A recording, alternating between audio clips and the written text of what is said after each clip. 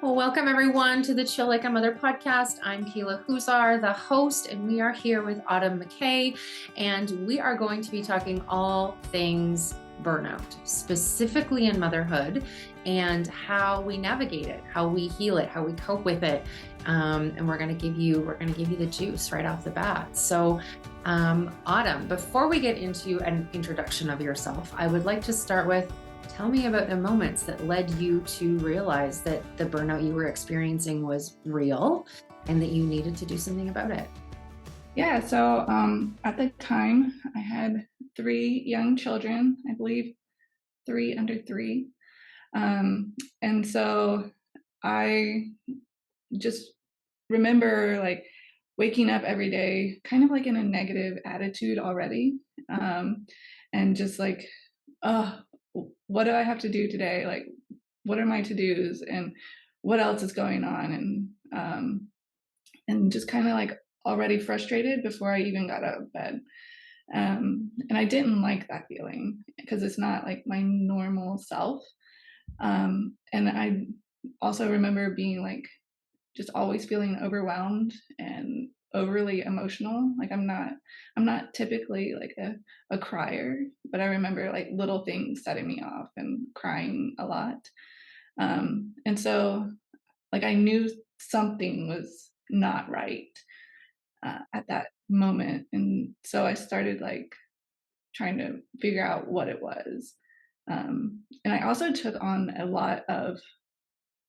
um, a lot on myself as a mother because I felt like if I wasn't doing it myself, then I was failing as a mother, which is totally not true. Like you can ask for help and you can accept help when it's offered to you, and but I felt like if I didn't do it, then I wasn't being a good mom. So that's when I realized like something needed to change.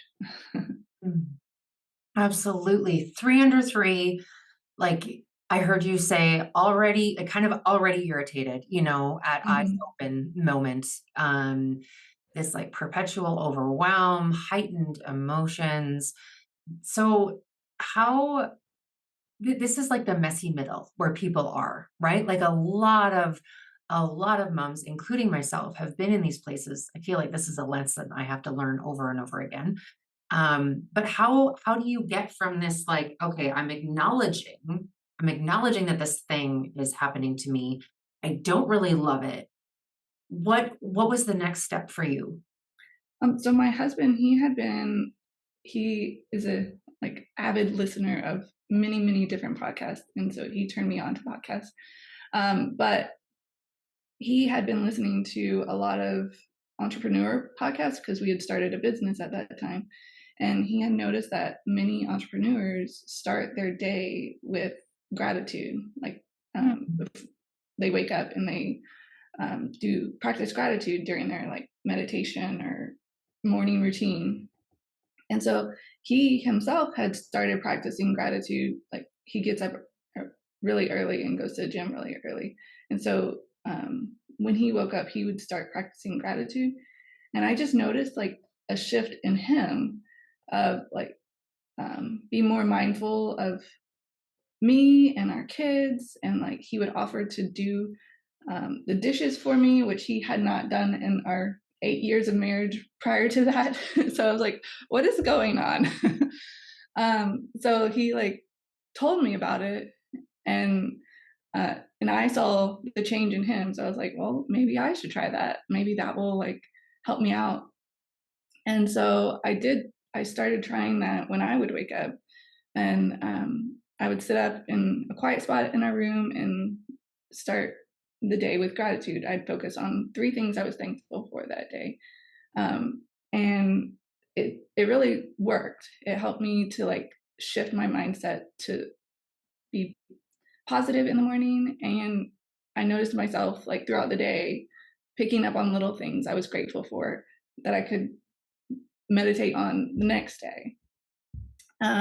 However, as a mom or a woman, I noticed that my mind kind of shifted to like, oh, this reminded me of this thing I have to do, or like the spaghetti brain where something you're grateful for connects to something else. And so my mind was like bouncing all around. So I figured journaling would be better for me, because then I can just like write and focus on the things I was grateful for.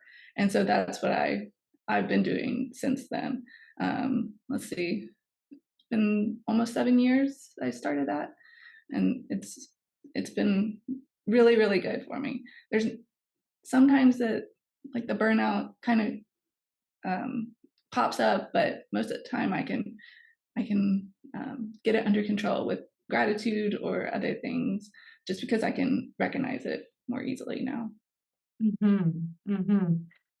Something just popped into my mind. What do you think the difference between gratitude and like toxic positivity is? Because I think there can be this like connection out in the world that like if I'm being grateful, it's just like for some people it can feel like I'm just putting a band-aid on it, right? Mm. I'm just reframing it, but I'm not actually like dealing with the burnout or the anxiety or whatever the thing is that I'm trying to like counteract with the gratitude. Do you have any perspective on that? So that's interesting. I've never been asked that, but yeah, that is a good question. So I think like actually like being grateful is like you think of what you're grateful for, but you like really, really take it to heart. It's not just like, oh, I'm grateful for this house I live in. No, I think it's like this house keeps me warm. Like, what is it about that thing that you're grateful for that really like sinks into your heart and like really sticks to you? Hmm. And so, tell me the connection between the burnout you were experiencing as a, three under three and this connection with gratitude. Like, did you feel it like overnight? Did you feel it building? Were there moments still of frustration if your kids woke up too early and you couldn't do it, or that spaghetti brain thing started happening? Can you tell us a little bit more about like how do you stay consistent with it? How do you navigate through some of the roadblocks of that morning routine for you? So yeah, so sometimes my kids did wake up early, but so I just have to find quiet moments in the day when I can do it if they like wake up early, or um, I try to wake up before them. So they they typically wake up around the same time each morning, so I kind of know when to set my alarm. But sometimes I hit snooze or something. So yeah, if that happens, then I just pick other quiet moments to be able to focus on the gratitude. But no, it did not happen overnight. It took some time for it to happen, but just being consistent with it, it really I could see like the shift. It was a gradual shift. Um, so yeah, I think uh, maybe a couple of weeks is how long I could I could see like a big change where I was starting to feel like myself again. Um, and then what was the other question that you had? I forgot. Kind of the roadblocks, when something feels frustrating, or you don't do it for a few days, or it's not maybe today's session didn't feel as great as yesterday's, and so do when you feel kind of defeated about a ritual or a rhythm that you can get into? Yeah, so yeah, that does happen, and so I created a gratitude journal mainly for myself when I was going through burnout, but it's a journal that I published for other moms to use. And in that journal, it has spots where like I can list my goals for the day or my long-term goals. And I think those help me to like stay on track and to feel like I'm moving towards something good. And it also has a place in the journal to write down a win for the day. or a lesson that you learn. Because I feel like a lot of times in motherhood, like we just get in the motion of going through the day, and it just feels very like mundane. Um, so I think it's good for us, or at least it was for me, to write down a win that I had for that day, and it can just be something small, like no one complained about what I fixed for dinner tonight. Um, so, and then there's always a lesson that you can learn. And so for me, those are the things that help me when I hit those roadblocks. Um, and then as a family, my husband and I, we started implementing that we go around the dinner table each night and everyone says something that they're grateful for. That way our kids can start practicing it early, and they hopefully don't hit this like burnout stage. And then it also helps us to have a chance to like refocus at the end of the day, because yes, we practice gratitude in the morning and we hopefully like carry that gratitude with us the rest of the day. But sometimes, when things are rushed at dinner time and like homework needs to be done and chores need to be done and dinner is burning or whatever, like you kind of lose that gratitude for a little bit. So practicing it with our kids at dinner is really helpful to like refocus us as well. Curious about this moment that your husband started doing the dishes, and I'm curious about a bit of your speculation around if you had found gratitude first, do you think it would have been as impactful in the same way because your partner was already starting to participate more in the domestic stuff? Um, I don't know. Uh, Probably not as much, I would say. Because yeah, that was a real like, what's going on? Like something's changed moment for Mhm. me. Like he's always been very helpful, but he was normally like outside guy, and I'm in the house person. So when he just like felt or knew that I did not enjoy dishes, like that was one chore that I did not enjoy, and he took it over for me. It was really like, all right, well, something has happened. So yeah. Yeah. Yeah, I'm thinking about the listeners who um who maybe are not in that place, and their mental load and their the emotional labor and the division of labor is not e- Hmm. close to equal, or partners who are not participating in many of the ways. And so I was curious about that, because I think when we talk about burnout in motherhood as a therapist, I see a lot more roadblocks when the partner is, or the applicable partner or support people are not able to lighten the load. Yeah. Yeah, that is tough. So my father-in-law, was a marriage counselor for many, many years, and he he recommended to many of his um, couples, basically like to be kind. Like that was his main advice. And so I think for those that are um, in that situation, I think that maybe like still showing kindness to their partner or their husband or spouse or whatever.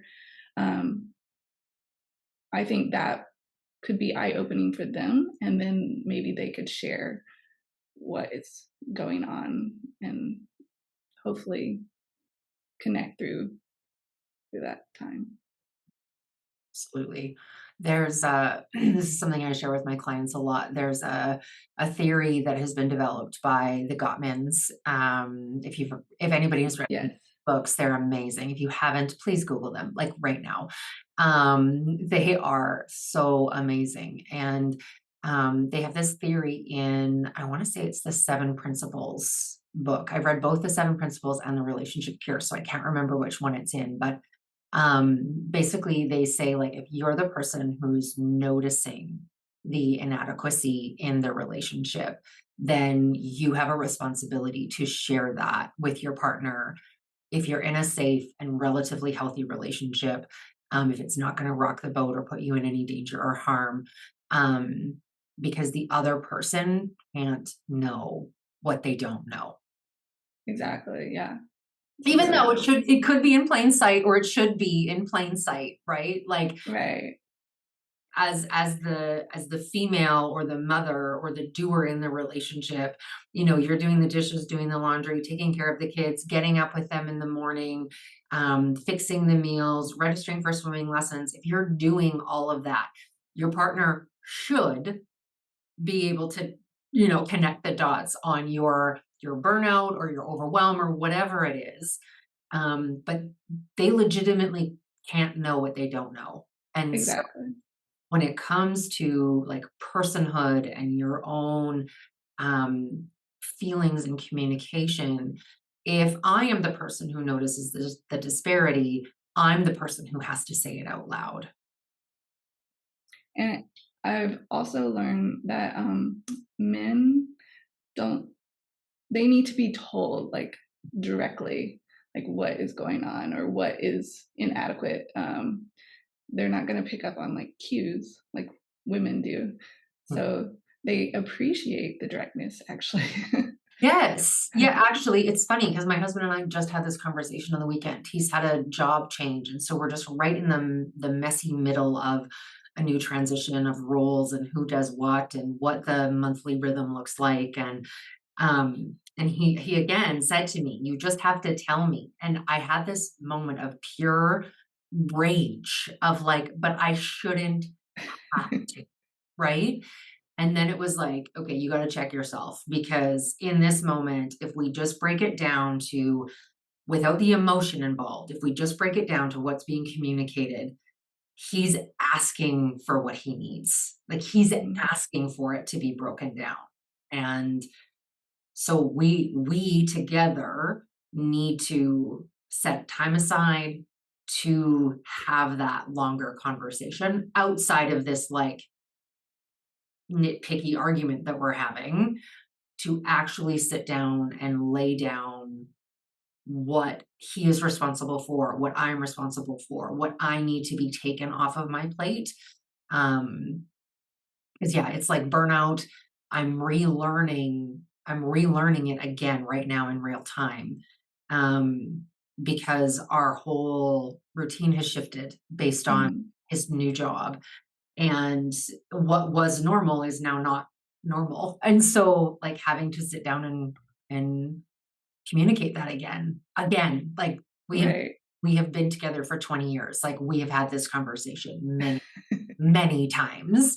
And every time I think that the problem is solved, it's not. We have to have it again. Yeah. Yeah. Yeah. So tell me, tell me how, in like, for someone who has never done gratitude journaling before, tell me like step one to the end where you're like closing your book up. What is your process? So I recommend getting a journal. Your And journal. yeah, great.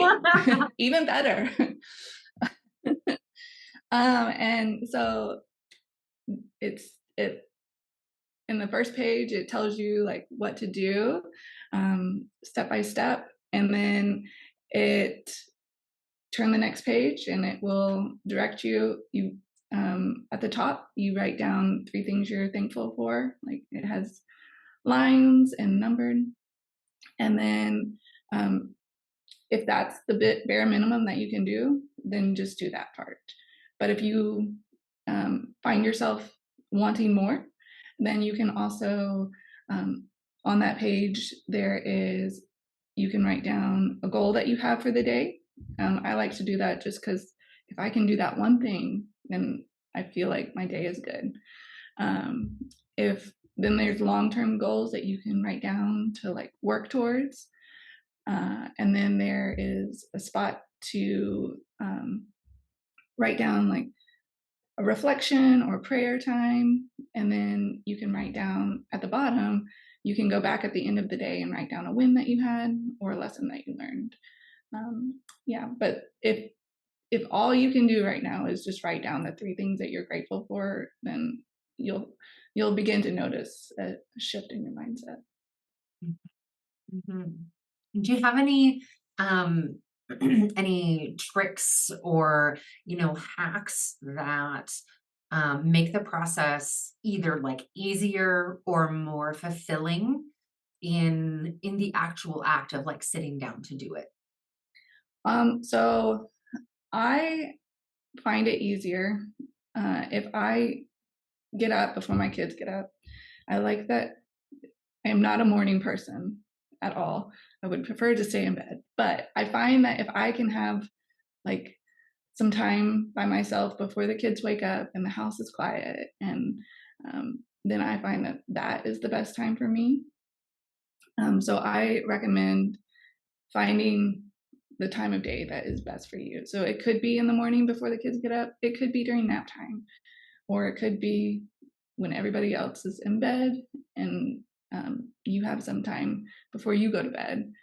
Uh, so finding that time that you enjoy, that you can like focus and reflect on the day is good.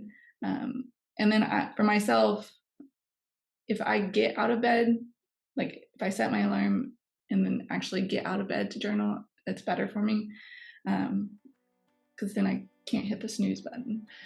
So like having one spot in your house where you can journal, like it will begin to change your mind. Like when you go to that spot, like this is time to focus and journal.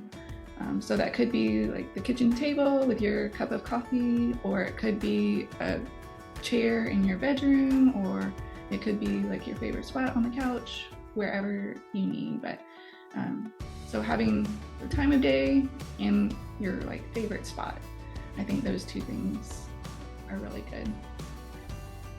Awesome. Well, thank you, Autumn, for your wisdom around practicing gratitude and how to have a daily rhythm of a gratitude practice or just a journaling practice.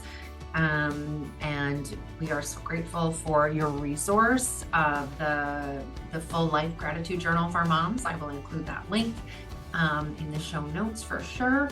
And I'm so glad that you were able to be with us today. Yeah, thank you for having me.